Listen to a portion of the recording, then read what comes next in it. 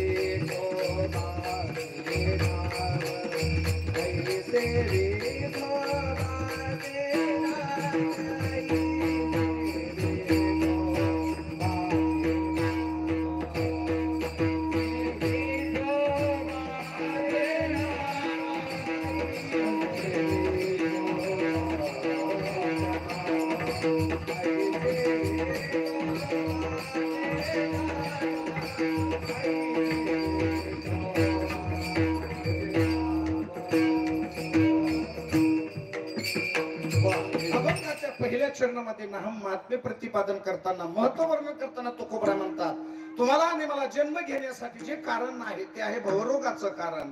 हा भवरोग सुद्धा तुटू शकतो असं सामर्थ्य भगवान विठ्ठलाच्या नामामध्ये आहे. असा साधा सरळ या शब्दाचा अर्थ आहे. तुटे भवरोग.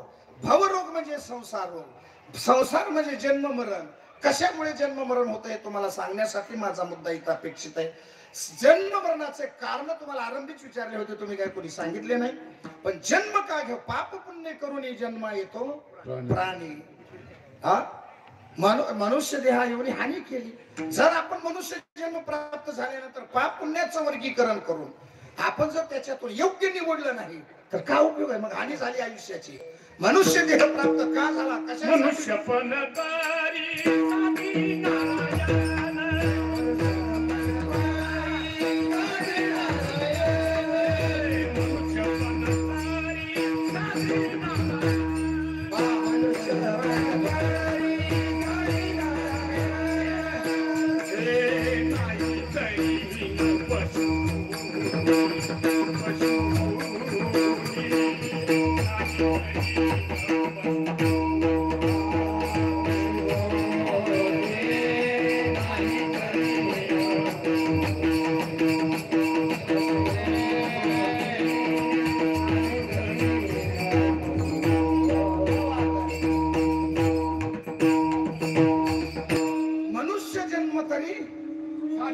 साधी नारायण.